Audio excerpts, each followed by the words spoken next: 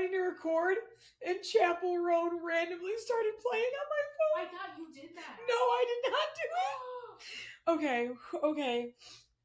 Okay, ready? Happy Pride Month.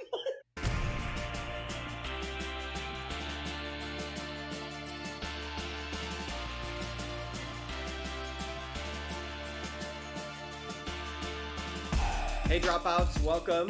Hey, Happy guys. Pride Month. Woo! And if you're listening to this, you are for real a real one because we've had a little bit of a hiatus. Literally. Or you were scrolling through and this just popped up, and if so, we're cool. Welcome. Welcome in. Keep listening. It'll get better. It will get better. Or go back and listen to the Go old ones. back. Those Go were back. good too. No We're so promises on excited. the next. But we're excited to be here with you guys. It's been a minute. Yeah. It's been a minute. Yeah, since it's been a minute, what's life been like is probably a great starting Oh spot. my God. Yeah, before we jump into church trauma and all of the other things that we've journeyed with Yeah. you guys. Your life update first. Give us your Yeah. life update. My life update. I've completed some college courses while I've been at work, like doing the regular work life thing. I've been listening to Beyonce's album like crazy, Yeah. which is a key element in my life update. So Yeah, don't I laugh. agree. No, I agree. I giggled more so that you're a student again. Less No, I about know, the no, Beyonce, yeah. but no, yeah, which is great. You're off for the summer or no? No, I have one more class on Monday, and Okay. it was like an accelerated 8-week intro to public speaking class. Love that for you. And I've done really well. Shocking. Yeah, the Shocking. speaking to the public. Well, you guys let us know. You be the real graders here. You know what I'm saying? I would like to think I'm better in my class than I am on this podcast. It's a little different in front of a classroom than in front of a tripod. You know what I mean? The No, vibes it's true. The vibes are different. It is true. Yeah. You get to talk to the people. Yeah, give people. What I they want. wish all of our podcasts were live podcasts. I do too. In my dreams. I do too. Like we were just streaming and you guys could, or everyone was just here and we could all hang out. Would you say share pizza? More out of pocket things? Oh. If you were in front of a live audience? They sure would. You guys sure would. I mean, yeah. You would become more unhinged, you think, Chelsea Unhinged, if there was people? That fuels you, right? You become more unhinged by the people around you, right? Like, I'm only semi-unhinged normally around people that, that see you and really know you and your identity. Then you're just full-blown messed up. So you've been mostly hinged because you have Brandon as the only person in earshot of you. Yeah. Give a full crowd and it's over. Yeah. I think that's pretty much it, life update wise, as far as the big rocks. Still in Grand Rapids. You guys are still in Grand Rapids. Yeah, we renewed our lease because we like it here. Yeah. We just went out and got some chicken. Yeah, we went to lunch. It was delicious. Where did we go? I forget what it's called. Hancock's. It was amazing. Yeah. Blew my whole face off. Super good. I don't think I have anything really new for you guys as far as life updates go. Still at the homeless shelter, still at the gym. I do have a powerlifting competition coming up in August. Very nervous for that. So that's new. How long have you been at St. James? It's almost a year now. Yeah. Yeah, almost a year. So, but yeah, so just normal life stuff,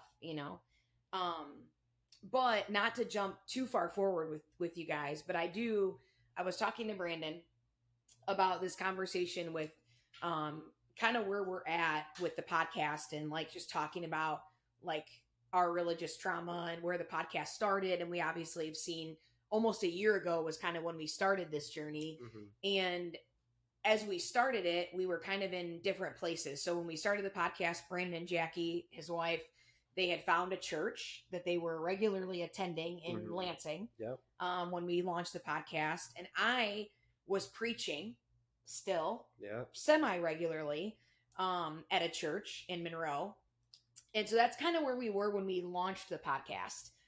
Since then, I have fully come out into the LGBTQ community as bisexual. Yeah. This is the iconic shirt I wore in that picture that I put on my Instagram, on social media. I have not preached really, and it's probably been 6 months now. And I really have nothing to do with the church by choice. I mean, definitely by choice. And so I bring all that up because I kind of also wanted to ask you, looking back in this, and especially for you guys as dropouts, like I just wanted to kind of give an update on where I'm at and like just how crazy it is to look and think where you thought you were going to be. When we talked a year ago, launching this podcast, healing through a lot of trauma and pain, we did it together, and kind of where we are now. And so Brandon and I kind of just want to know, like, where are you at from where you guys were a year ago? Right. I remember a year ago, like there were sections of the podcast where we would talk about where we're at with church. Yeah. And I remember quite honestly being okay with where I was at. And then you saying things like, not there yet. Like, yeah. And what's really funny is how like when we came to Grand Rapids, we tried a couple churches, but I still recognized like my body in those church service. And I recognized the anxiety while I was sitting there. Yeah. And I would be like, this is, and what I really have come to understand it as is even though I could have all the green flags that a church congregation could have, I'm still very like sensing on like, but where is the red flag? I'm analyzing them the entire time. Like, like, it's coming. I know it's coming. Yeah. What is there that you don't know that's ingrained in your like theology or those kind of things? And that's not to say that like, there's not wonderful people that we meet along the road. For like, sure. It's actually like, I know that there's wonderful people that I just like, that still stresses me out about. Yeah. What am I going to, it's like Minesweeper, right? I'm getting closer and closer to that. Yep. Where's that mind going to be located? Yep. And so it does stress me out in church services now a little bit. We went to in the holiday season, we went to a Christian college for like a, orchestra type thing. Okay. You wouldn't believe the anxiety I had at this dinner, and I'm like, who am I sitting next to? I don't know them. I don't know this. Like, and just mistrusting all around. Like, and that's like something I'm working through, but I don't know if that'll ever be perfected to where I can just fully sit with people and just trust in Christendom. And just trust that they are the several levels of progressive as I am, or like, or just that they care about you as a person, or the safety of others. Yeah. Because like I'm a white dude, so I'll generally be cared about no matter what room I'm in. But like where I get that anxiety of like is I don't know if you'll protect others. Yeah. Like, and I don't know if what your theology does protect others. Yeah. I was thinking so that's kind of where I'm at church wise.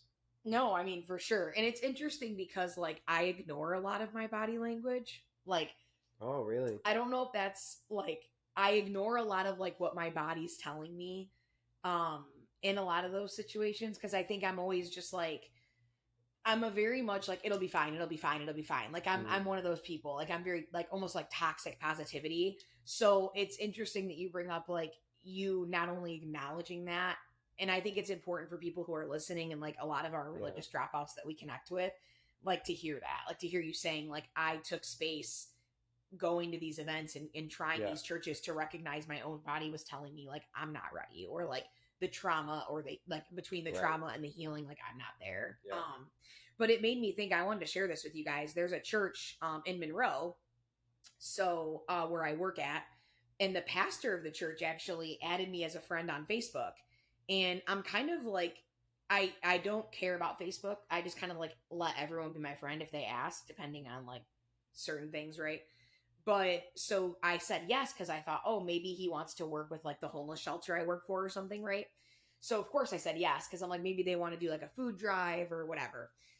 So I accept his friend request, and then weird connection. Like 2 weeks later, one of my friends messages me and she's like, hey, I'm going to this church in Monroe, but I'm same thing as Brandon almost. I'm a little, I want to know if it's okay, right? Like I want to know the theology. Are they essentially asking like, are they affirming? And if you're not from the church community and you're listening to this, asking really like, are they okay with people being gay? Like, are they you're a sinner, you're going to hell, or would they love and welcome me in, you know? But there's several levels too. Several levels. It's like, are they inclusive of diverse people ethnically? Yep. If they have women as preachers, can they serve above men positionally? Are there any people of color in the congregation? What's the board makeup like? Yeah, exactly. Are they legalistic? Yep. Like, so it goes way deeper than just queerness. Fundamental, like it is wild. 100%. But so I messaged this pastor who had recently friended me, right?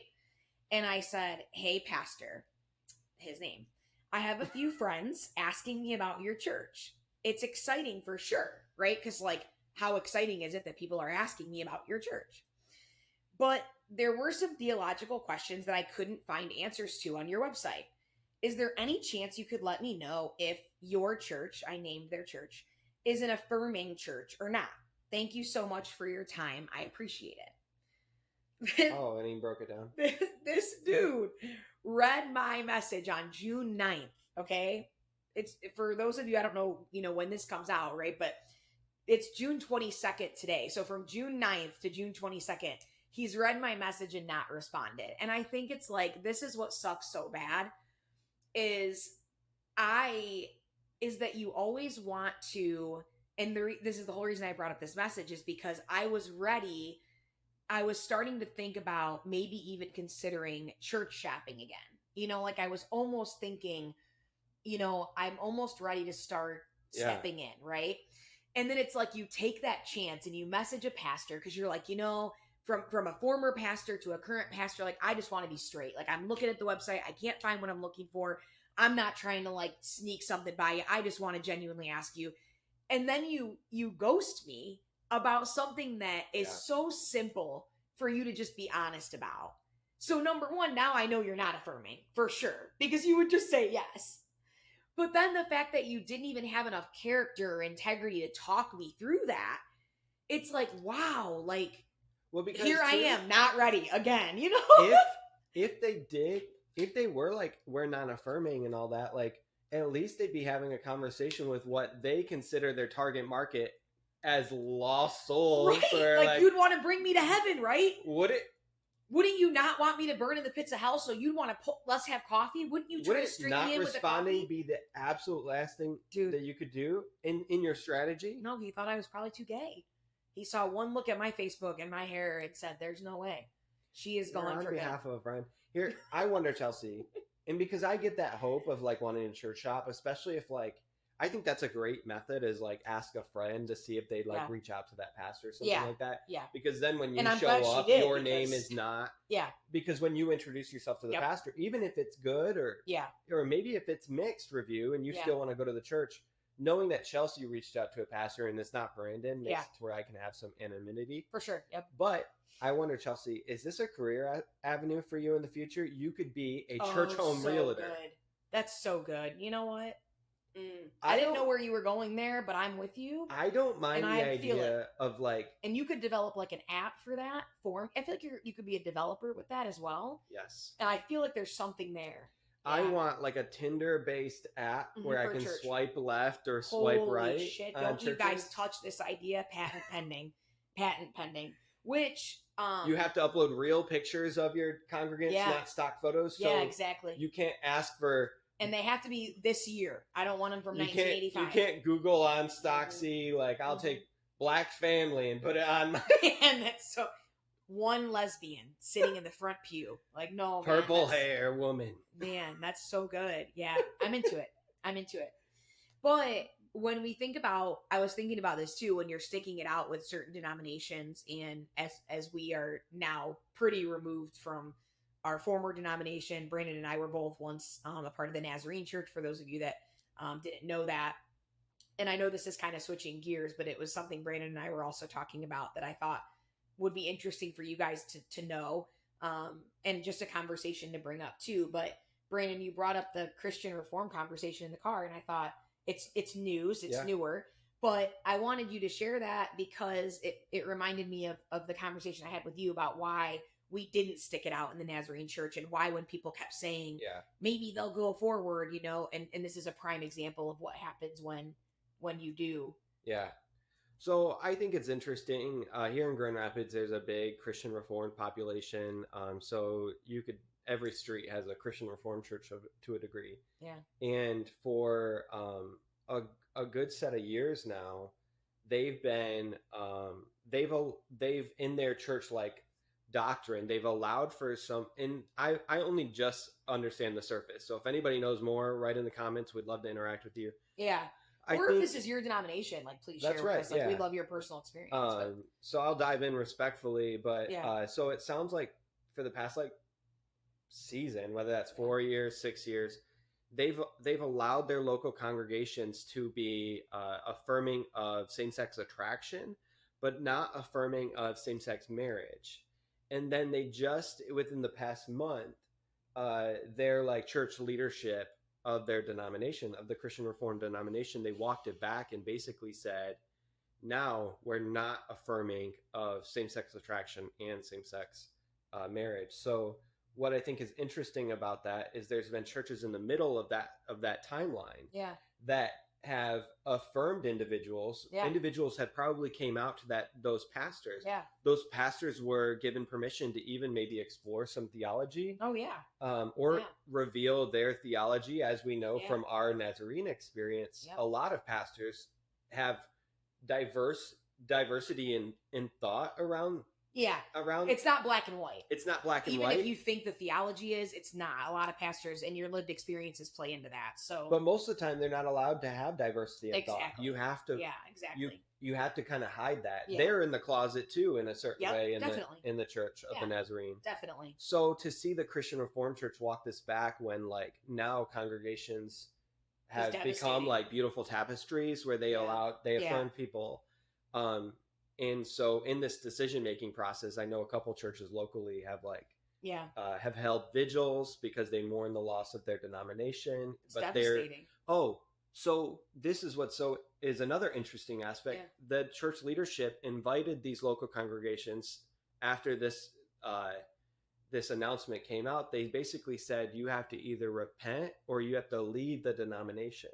Oh my God. And I think that's really interesting. I was telling Chelsea in the car, I said, I think that's honestly manipulative of the word repentance, of the process of repentance. Real. Yeah, absolutely. It feels very antichrist, literally. Well, because if God is who I repent to in scripture, that's what we're meant to do. Or it's really interesting that a church leadership could go back on a decision and basically say, well, now because we've changed our minds. You have to repent to us. And who is God in that situation is very interesting to me. And it's really interesting too that that the God you serve would have a flippity floppity mind like that with thousands and thousands of years of this type of tradition. Like that's really crazy. So your decision previously was really built on God. Like I don't know if I would believe anything coming out of the mouth of this denomination like ever again after something like this would ever happen. Well, it's devastating. For example, growing up I grew up in the Nazarene Church, so that denomination, and there was a time where movie theaters were not given. So imagine you couldn't dance, and I know people are going to be like, Brandon, you're comparing being gay to the movie theaters. Not really. No. Just as far as like having a rule, and then switching on it. Yeah, absolutely. Imagine if you said, well, if in that time you went to, we now approve of movies, but we're going to go back. We just disagree. Movies are now toxic again. Right. And like being like, repent for your movie going. Yeah, it's like, what? Why would I do that? Because I've already talked to my denomination and God, and they said it was okay. Repent if your church held a car screening for your youth group. Yeah, like it's no crazy. Way. Yeah. And then imagine if that's your personhood.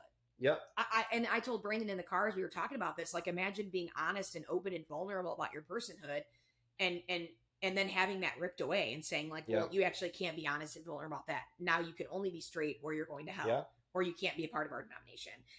And I think that this conversation brings up such a bigger reminder to us of why it's so important, the message that I sent to this pastor, this conversation, because it would be so easy for like my friend, and maybe they still are, and no judgment on them if they are, but to keep going to that church. Cause like, you know, she was telling me they had a really good experience and it was a great church and all these things.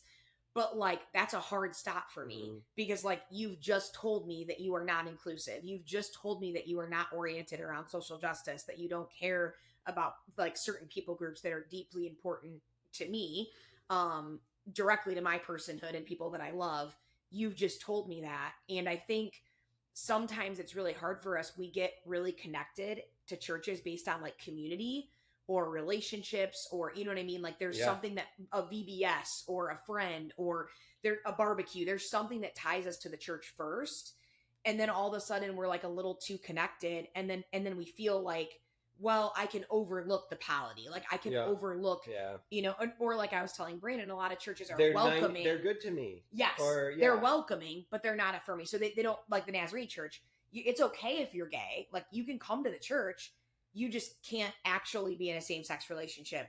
You can't actually ever ordain a gay marriage. You actually can't ever be a pastor and be in a gay marriage with somebody else. Like, so it's like they're welcoming but not affirming. And I think it's like, it's really easy to get trapped in the idea that like, because you love the church, you can stay. And that's exactly, I think, what happened to, I mean, I don't know about for you, but like for me, you get stuck in it. And so I think it's just a warning and a reminder to people that not only listen to our podcast, but are like in that place with church and are maybe looking for somewhere, or maybe they are recovering from church trauma or church pain, is like, just don't ignore the polity. You know, I mean, ask the questions. And like, no matter how much you love the church, like no matter how great the music is, no matter how great the community feels, no matter how good the people seem, like at the end of the day, if it's what God ordains, like the polity will line up. Like then the pastor will respond to your message, you know, like, and it will be right and just and good. And if it's not, it's not. Yeah. And so that's what that decision really reminded me of. Yeah, I think it's a good compare contrast if you're in a different denomination, or maybe you're United Methodist where they just they just announced that you can, and that's a huge win in that it was church. Huge. Yeah. It's beautiful. Those videos and pictures, I mean, of them affirming the LGBTQ plus community and seeing those pastors, you know, they had their like their rainbow, I can't think of what they're called right now. Because we don't come from that. No, we like their hoods, their rainbow hoods, and like standing up and crying and hugging each other. I mean, what a beautiful picture of God's kingdom. Like the churches are out there that are good and right. Yeah. But as we've learned, it might take a long time to be comfortable finding them, but also ask the right questions. It's encouraging for me though. I mean, even though every denomination is wrestling with this in a very different way, and I have pros and cons about all of it. Like I think they all probably need to do better in some avenue. Definitely. But I think what's encouraging to me is, for so long I felt like I was alone in explaining to like family and friends of like, this isn't some wild idea that I alone have. Like that only me and 12 other people on the entire earth like are affirming. The reality is every denomination will have a solid portion that end out being affirming. And there are people with like PhDs and people that's the biggest thing. It's not like just these random like gay people who are like, hey, God does love us and like we're good. Like I've talked to God. Like it's people who are like actually in the science and the mechanics of the word, and like actually it's not just Masters a bunch of bullshit. Divinity like, type level, like it's actual people, straight guys or straight women that paved the way that you would actually listen to, that really are telling you that the context doesn't add up, or that, you know, the LGBTQ plus community, it should be welcome, things like that. But and so how long are you going to keep turning a blind eye to that? Like, well, as long as people still allow it, as long as you still remain in denominations like that, then I guess they will still exist. But you'll build your bubble and you'll live there, and it'll be cozy there. It will, until it's not. And welcome to the Religious Dropouts. We're so glad you're here. That's right. So speaking of dropping out, we need a meter of like, how cozy are you? literally. Family update. I know, what a tough segue. It's just about the same as where I ended the last podcast. I mean, you guys that know my situation, I think I've moved from caring less about talking about it publicly. I really don't. Yeah. Because it's just frustrating to me. Like and because I feel like I've put in the effort that I can, and I think I moved to a more healthier place of like I will, whatever is mine, I will do. I'll say the sorry if it's in my court. Like you have a pretty good gather on self-awareness and I think where you need to be. I think so. And I'm willing to ask the question of if I was wrong or if I was so as far as relationships with those family members that have not gone with me in these past 3 years. Is it getting there now? It's been that long, but it's been a while. It's been a long time now. A couple of years at least. And I think I was telling some of my friends this last weekend. I said I really love who is in my life. And I really love the people who do choose to go with me. Yeah. And so, like, if you are choosing to not go with me, I'm just letting you be. I mourn you. Yeah. I wish you were here. Yeah, it doesn't mean you don't grieve that. No. I mean, I'll text if I feel. I'll text and call people still, like trying to put out olive branches or just start a conversation. I won't necessarily agree with this entirely. But I will say for you too, though, I think it's important to note about Brandon that not every relationship in his life is the same as him either. I think Brandon, a lot of time in a lot of the conversations we've had about like some of the trauma that's related to family and some of the stuff he's gone through, which again, not bringing up like details or anything, but in a lot of that pain, there's this messaging that's kind of come across like, it's because I don't agree with you. Like Brandon won't tolerate anyone in his life that doesn't agree with his theology. And it's funny because that couldn't be farther from like who you are as a person or like the relationships in your life now. There are even people in your life now that I know for a fact that you're not sure where they land, but they're still very connected and close to you and you'll still break bread and do things. And so I just think it's important to say like, it doesn't, even though you have, I would say, I don't know if I guess we say deconstructed or dropped out or whatever these terms we kind of use. It doesn't mean that everyone you love has to do that too. Like you have relationships with people who are very ingrained in that community. And I think sometimes that's the branding that comes across in our lives is a lot of people brand us as like, because that's how you are. Right. You have to make everybody else that. Yep. And I just want to say like, that's not true at all. No, and it wasn't true back then. No, I know, but I think it's really funny, that kind of stuff. But me thank too. you for the advocacy. No. I appreciate that. Just a really quick, the only way I can ally in this way. What's your family's situation been like? I mean, and we did, I don't know what episode it was. We'll probably put it in the show notes or something, but 16, we did, Brandon's like, I remember because it was very traumatizing. But Brandon, it's been thrown at me. It's been texted to him like 1,000 times. But Brandon recorded, we both did a little more vulnerable on his end for sure with the situation that we were kind of in, but coming from a more religious type of family dynamic, got really vulnerable about his family. So if you're just listening in or you haven't followed our podcast very long, it might be weird that we're giving family updates, but that's kind of where that comes from, right? Is he kind of talked about his family post walking away from the church and kind of how things were.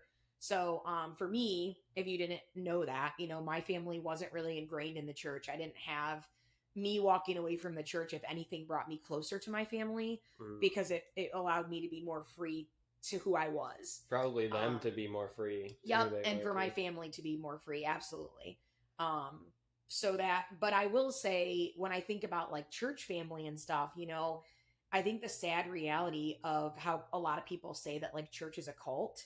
And I remember how that used to really offend me because when I had a lot of like, I was a foster mom, so I had a couple foster babies and it was like my church was my family. Like when I had those babies, I would have never survived it without my church. Like they were there more so than some of my family was there for me when I had those babies. My church was showing up for me. So it was really offensive to me when I was serving as a pastor when people would say things like, oh, the church is a cult. But now on the other side of it, it's kind of like the reality hits a little bit because like when you're out of what they would claim is a cult, you don't hear from anyone. And I think, there are very, very few people that on this side of the church pew I hear from.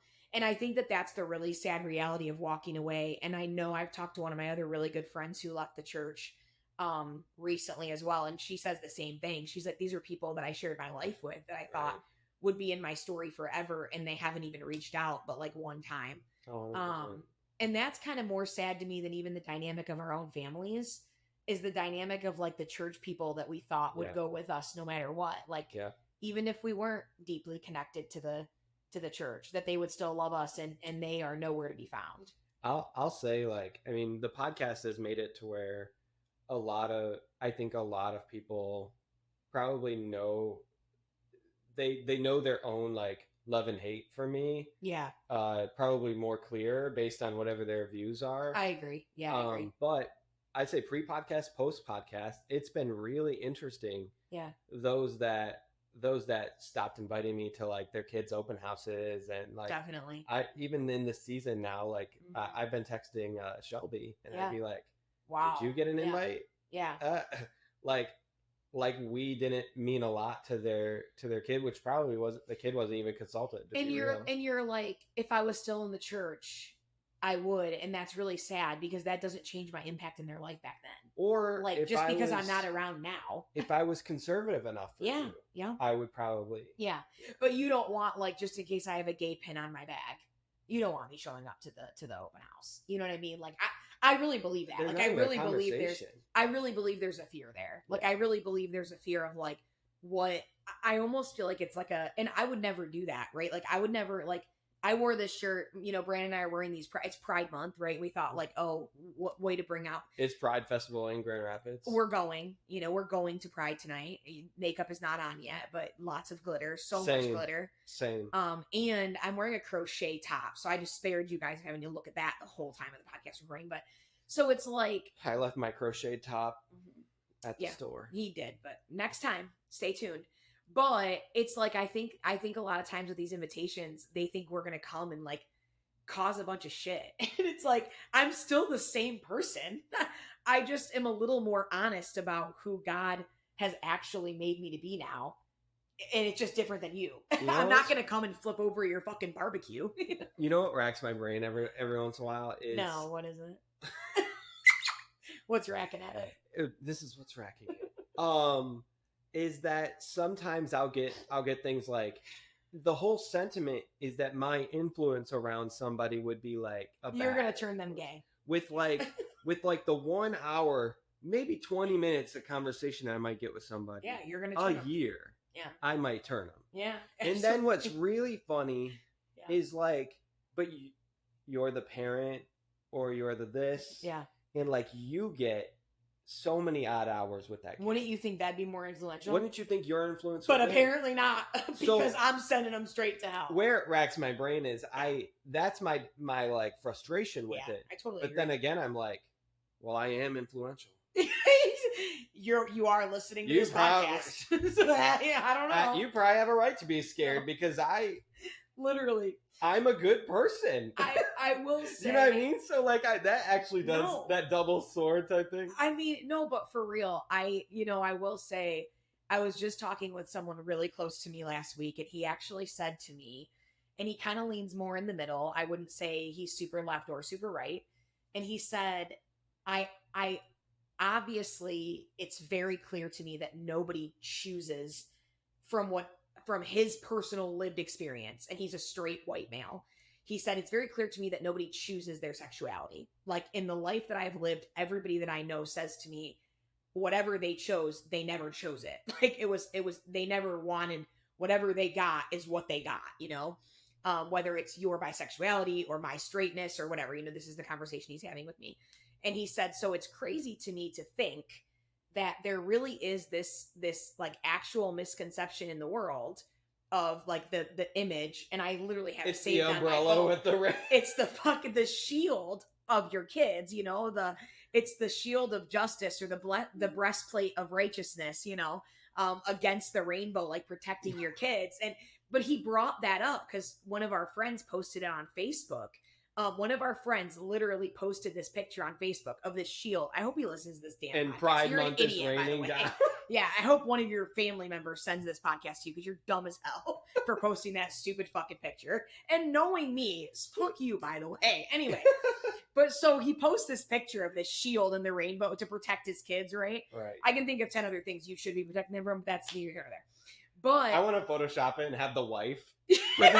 Just to get him a little bit further down the meter on that. Like your wife's the protector for a second. Yeah, like you're a little more liberal. Yeah, just something.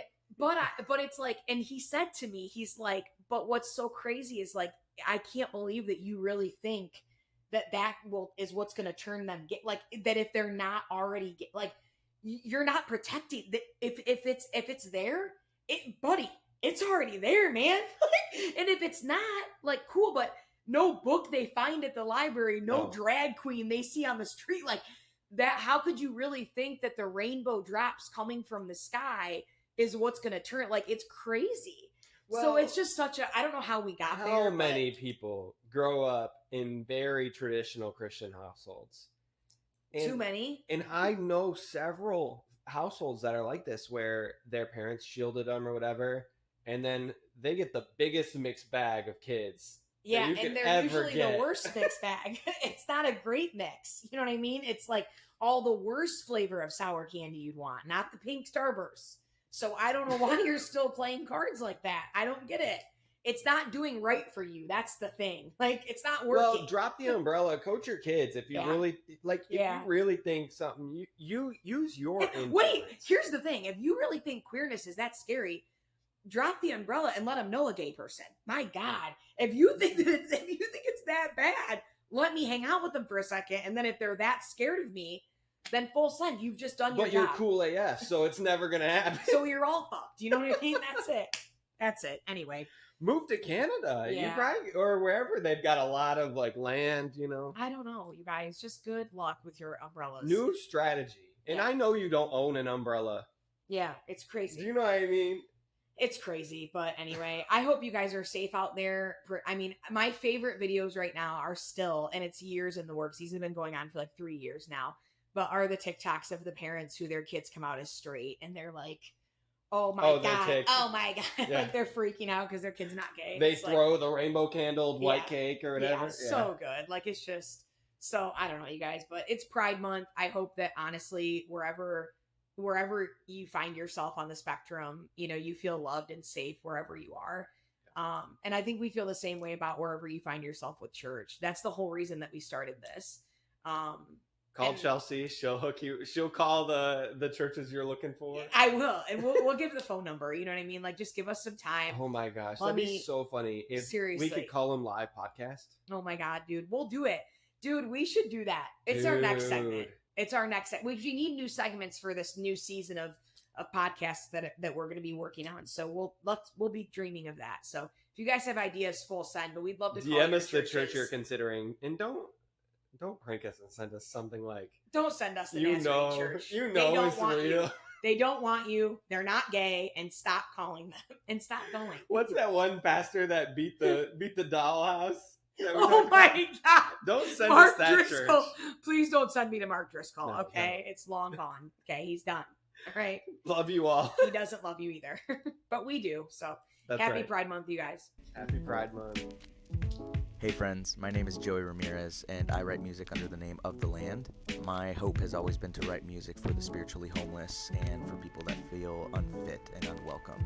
I have a new project coming out July 12th and wanted to share a little bit of it with you. I hope all you dropouts enjoy it. Here you go.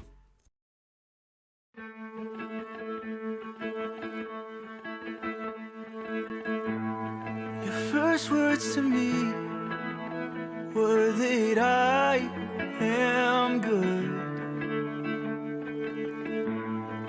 a masterpiece, just as I should be. But in this life, I've believed so many words you never spoke to me, and I've been yearning to break free and go back to what is true.